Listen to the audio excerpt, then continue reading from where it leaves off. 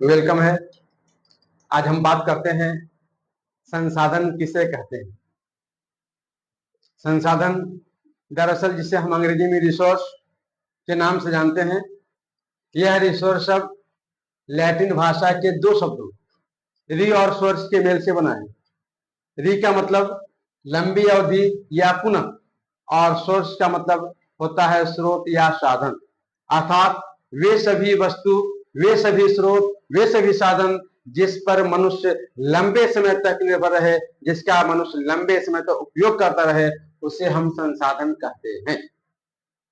हम कह सकते हैं कि वे सभी चीजें, वे सभी वस्तुएं जो मानव के लिए उपयोगी है और जिसका उपयोग मनुष्य लंबे समय तक करता है, वे सभी चीजें जो मानव के लिए उपयोगी है और जिसका उपयोग मनुष्य लंबे समय तक करता है, संसाधन कहलाता है। संसाधन किसी भी राष्ट्र के आर्थिक संपन्नता के सूचक होते हैं, आर्थिक मेरुदंड माना जाता है। संसाधन विहीन राष्ट्र कभी भी आर्थिक विकास की दौड़ में आगे नहीं हो सकते हैं। दुनिया के वे सभी विकसित देश जो संसाधन संपन्न है, अपवाद में जापान। जापान एक ऐसा देश है जहां पर संसाधन की नगण्य मात्रा है, फिर भी मानव संसाधन के बल पे वह काफी आगे बढ़ चुका है। तो हम लोग बात करेंगे संसाधन के महत्व के बारे में। संसाधन का क्या महत्व है? तो संसाधन किसी भी राष्ट्र के आर्थिक मेरुदंड होते हैं। संसाधन संपन्न राष्ट्र आर्थिक विकास के दौर में काफी आगे होते हैं, जबकि संसाधन से विहीन राष्ट्र आर्थिक विकास के दौर में पीछे रह जाते हैं। अपवाद में जापान एक ऐसा राष्ट्र है जहां पर संसाधन की संख्या नगण्य है, फिर भी वह मानव संसाधन के बल पे काफी आगे बढ़ चुका है। हम लोग बात करेंगे संसाधन नियोजन। आखिर संसाधन नियोजन क्या है? संसाधनों का विवेकपूर्ण उपयोग करना, संसाधनों का सदुपयोग करना ही संसाधन नियोजन कहलाता है। संसाधन का हम जितने विवेकपूर्ण उपयोग करेंगे वह लंबे समय तक चलेगा और इससे समाज को, देश को काफी लाभ होंगे। अर्थात संसाधनों का विवेकपूर्ण उपयोग करना ही संसाधन नियोजन कहलाता है। ठीक है, कोई दिक्कत नहीं? अब नहीं है तो हम आज चलेंगे। एक भूगोलविद है, नाम है उनका जिम्मरमैन। जिम्मरमैन ने कहा कि कोई भी वस्तु संसाधन होते नहीं है, संसाधन होते नहीं है, संसाधन बनते हैं। संसाधन होते नहीं हैं, होते नहीं हैं, बनते हैं। यह कथन है जिम्मरमैन का, ठीक ना? जिम्मरमैन ने कहा। अब हम लोग संसाधनों के क्लासिफिकेशन पर चलेंगे। तो मूल रूप से संसाधन को हम लोग दो भाग में बांटते हैं, प्राकृतिक संसाधन और मानव निर्मित संसाधन। ऐसे एक मानव संसाधन होते हैं। प्राकृतिक संसाधन यानी वैसे संसाधन जो प्रकृति प्रदत्त है, प्रकृति प्रदत्त तमाम वस्तुओं का जो मानव के लिए उपयोगी है और जिसका मनुष्य उपयोग कर रहा है, प्राकृतिक संसाधन कहलाता है। भूमि है, जल है, वनस्पति है, मिट्टी है, खनिज है, ये सभी प्राकृतिक संसाधन के उदाहरण हैं। जबकि मानव निर्मित संसाधन वे सभी वस्तुएं जिसका निर्माण मनुष्य ने अपने आवश्यकताओं की पूर्ति के लिए किया है, जैसे घर, मकान, खेत, रेल, बस, यंत्र, इत्यादि। ये सभी मानव निर्मित संसाधन। अब बात आती है अन्य। तो एक है उत्पत्ति के आधार पर। किस आधार पे? उत्पत्ति के आधार पे। उत्पत्ति के आधार पर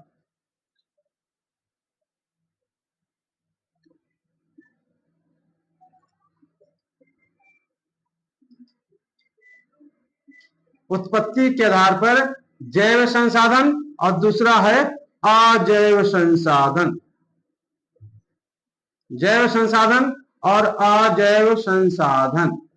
अब देखिए, जैविक संसाधन अर्थात वे सभी वस्तुएं जिनकी प्राप्ति जीवों से हो रही है, जिसमें सजीव जगत के वस्तु आते हैं, जैसे खुद मनुष्य है, वनस्पतियां हैं, पशुधन है, ये सभी जैव संसाधन के अंतर्गत होते हैं। अजैविक संसाधन वैसे संसाधन जो निर्जीव वस्तुओं के समूह से प्राप्त होते हैं, जैसे खनिज है, जल है, मिट्टी है, ये सभी अजैविक संसाधन है। हम लोग इसे उत्पत्ति के आधार पर, इसी तरह से है उपयोगिता के आधार पर। किस आधार पर चलेंगे? उपयोगिता के आधार पर। उपयोगिता के आधार पे संसाधन को दो भाग बांटते हैं। उपयोगिता के आधार पे, उपयोगिता के आधार पर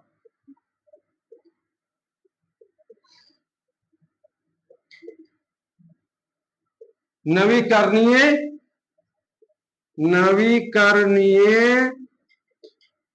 संसाधन और अनवीकरणीय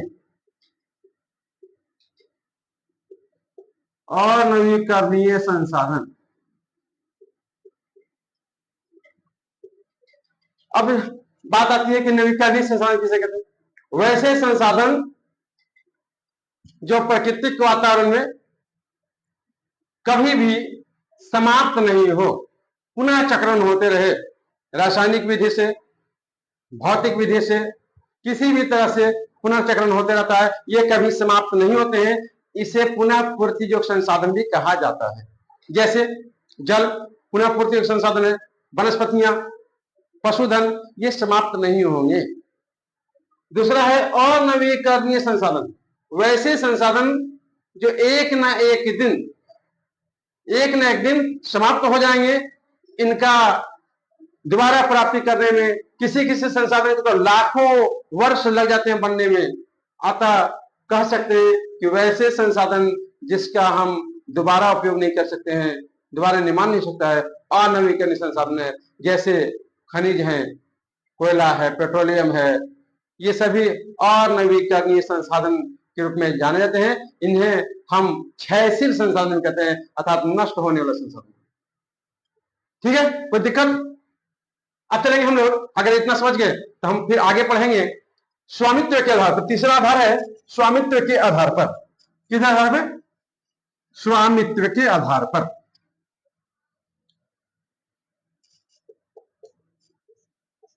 स्वामित्व के आधार पर, बेसिस ऑफ द ऑनरशिप।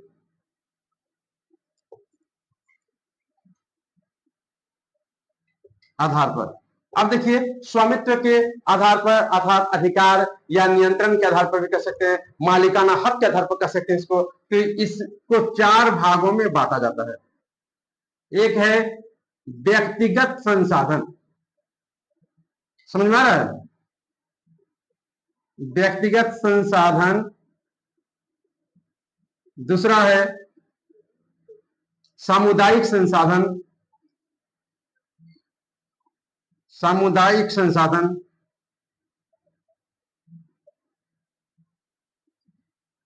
तीसरा है राष्ट्रीय संसाधन।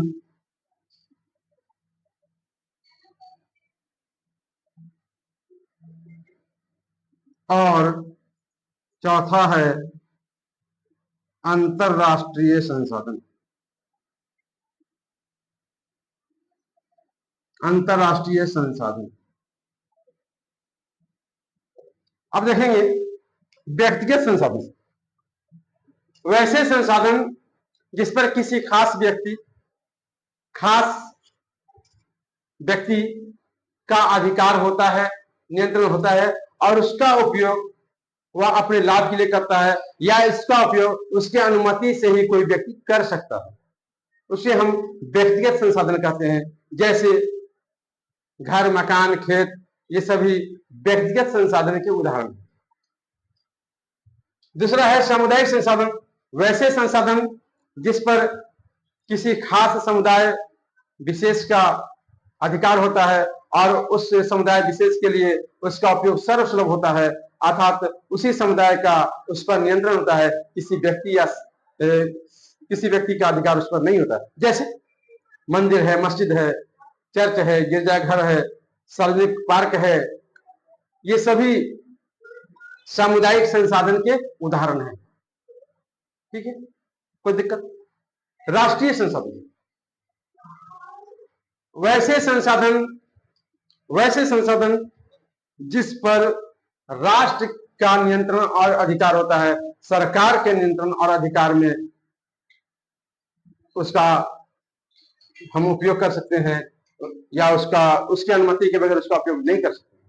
जैसे वैसे कानूनी तौर पे तो देश की सारी संपत्ति राष्ट्रीय संपत्ति है, देश की सारी संपत्ति राष्ट्रीय संपत्ति है, लेकिन राष्ट्रीय संपत्ति का तात्पर्य होता है कि वैसी संपत्ति जिस पर सरकार का नियंत्रण है, आधिपत्य हो। जैसे हम लोग रेल को मानते हैं राष्ट्रीय संपत्ति है, जिसको आप लोग सार्वजनिक संपत्ति कहते हैं, रेल राष्ट्रीय संसाधन है। इसी तरह से खनिज है, राष्ट्रीय संसाधन है। और सागर तट यानी 200 किलोमीटर की सीमा तक, सागर तट से 200 किलोमीटर की सीमा तक कि जो भी चीजें हैं वो सभी राष्ट्रीय संसाधन के अंतर्गत आते हैं।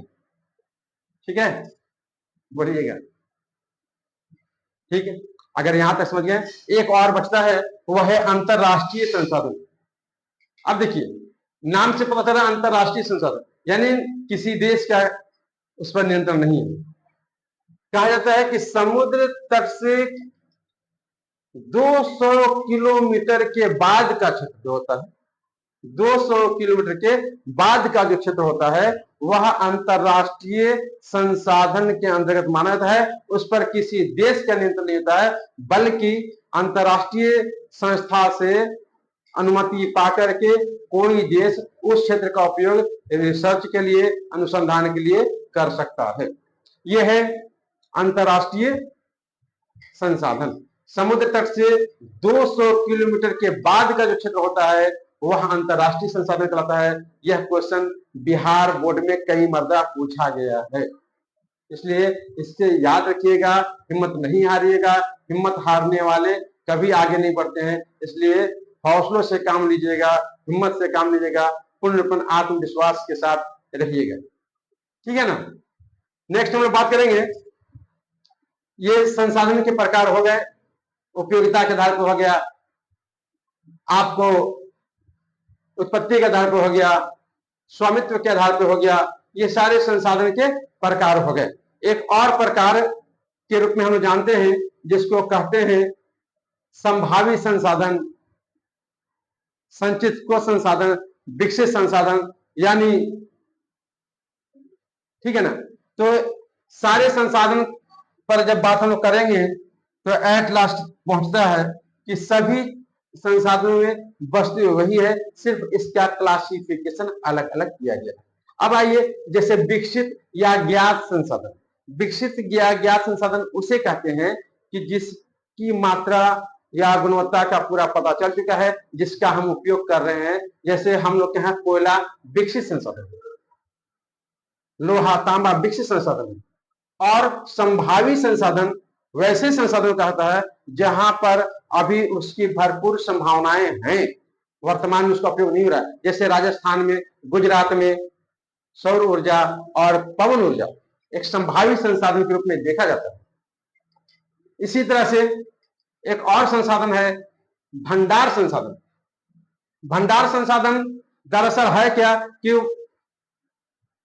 वहां पर मौजूद है, लेकिन यंत्र या पूंजी के अभाव में, टेक्नोलॉजी के अभाव में उसका उपयोग अभी नहीं हो पा रहा है। जैसे वायुमंडल में हाइड्रोजन है, ऑक्सीजन है, लेकिन अभी आप जानते होंगे, आप लोग पढ़े होंगे कि भविष्य का ईंधन किसे कहा जाता है, तो हाइड्रोजन को कहा जाता है भविष्य का ईंधन। जिस दिन टेक्नोलॉजी का आविष्कार पूरा हो जाएगा तो आप जहां चाहेंगे जल का निर्माण कर लेंगे, क्योंकि हमारे यहाँ पूरे हाइड्रोजन और ऑक्सीजन का भंडार है। आप लोग पढ़े होंगे ना कि जल का रासायनिक सूत्र क्या होता है, H2O, ठीक है ना। तो ये भंडार संसाधन है। इसी तरह संचित को संसाधन है जो भंडार संसाधन का एक रूप है, ठीक है, कोई दिक्कत नहीं। अब आएंगे हम लोग, बात करेंगे, यहां तक तो समझ में आ गया ना, बोलिएगा। अगर यहां पर समझ में आ गया है तो फिर हम आगे बात करेंगे संसाधनों के संरक्षण पर। किस बात करेंगे, संसाधनों के संरक्षण पर बात करेंगे।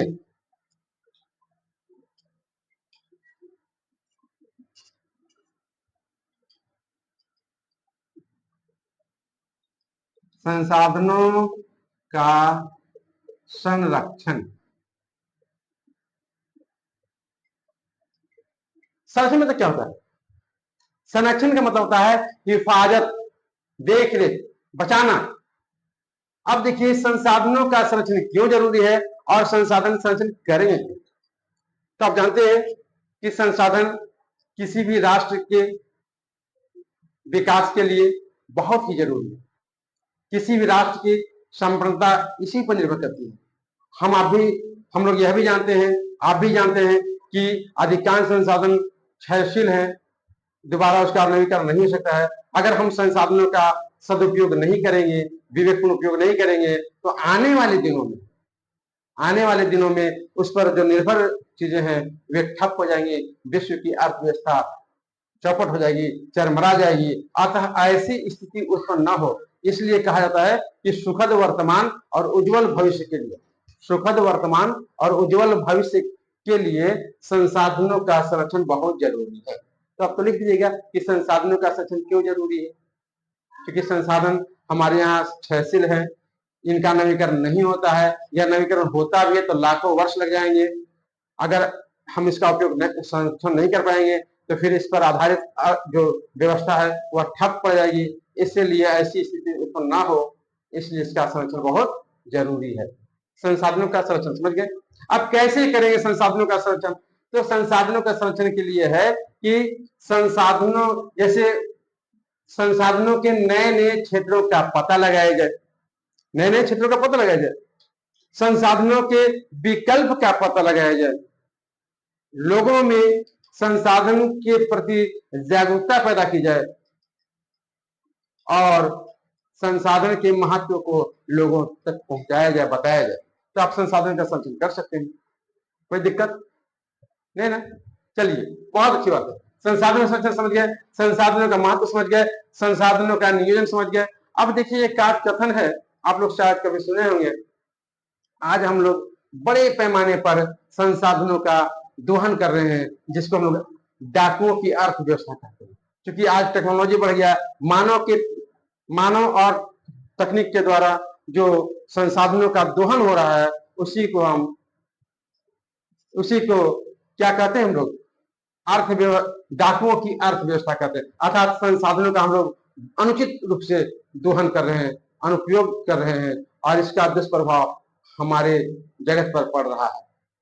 तो संसाधनों के संरक्षण करेंगे, हम उसका दोहन नहीं करेंगे, डाकुओं की अर्थव्यवस्था से बचेंगे। महात्मा गांधी ने कहा था, आपको कथन याद होगा, महात्मा गांधी का कथन आपको याद होगा कि प्रकृति ने हमें पेट भरने के लिए बहुत कुछ दिया है, पेटी भरने के लिए नहीं। हमें पेट भरने के लिए बहुत कुछ दिया है, पेटी भरने के लिए नहीं। अगर हम इस बात को भी विस्तार से रखेंगे तो काफी समय लगेगा, लेकिन इतना याद रखिएगा, कभी कभी बिहार बोर्ड में पूछा जाता है यह कथन किनका है। संसाधनों के संबंध में यह क्वेश्चन जरूर पूछा जाता है कि यह किसने कहा कि संसाधन होते नहीं बनते हैं, तो जिम्मरमैन ने कहा। फिर पूछा जाएगा यह किसने कहा कि प्रकृति ने हमें पेट भरने के लिए बहुत कुछ दिया है, पेटी भरने के लिए नहीं, तो ऑफ कोर्स आप लोग महात्मा गांधी का नाम सिलेक्ट कर लेंगे, ठीक है ना, कोई दिक्कत, बोलेंगे कोई दिक्कत नहीं है। तो आर्थिक, यानी आप लोगों ने समझ लिया कि डाकुओं की अर्थव्यवस्था क्या है। तो डाकुओं की अर्थव्यवस्था का मतलब हो गया कि संसाधनों का अनियंत्रित विदोहन, जब मानव और यंत्र के विकास के बाद शोषणात्मक प्रवृत्ति बढ़ी, हम उसका दुरुपयोग करने लगे, तो एक प्रकार से यह डाकुओं की अर्थव्यवस्था कराती है, जिससे मानव जगत पर इसका बुरा प्रभाव पड़ रहा है। आज बड़े पैमाने पर धड़ल्ले से पेड़ पौधे काटे जा रहे हैं। ये क्या है? विदोहन। खनिजों के निष्कर्षण हो रहे हैं और उसके अपशिष्ट का उपयोग नहीं किया जा रहा, ये विदोहन। ठीक है, कोई दिक्कत बोलिएगा नहीं ना। अब हम लोग बात करेंगे कि कुछ ऐसे संसाधन से संबंधित कुछ, जैसे एक आपको याद होगा कि पूरे विश्व में कुछ एक टॉपिक बता रहे हैं। आज आप लोग पढ़ते होंगे, एक क्वेश्चन आता है, कई बार प्रीवियस क्वेश्चन हमने देखा है, आप लोग देखिएगा कि एक क्वेश्चन आता है कि प्रथम पृथ्वी सम्मेलन कब हुआ। ये क्वेश्चन बहुत आता है, प्रथम पृथ्वी सम्मेलन कब हुआ। ये पर्यावरण से रिलेटेड है। प्रथम पृथ्वी सम्मेलन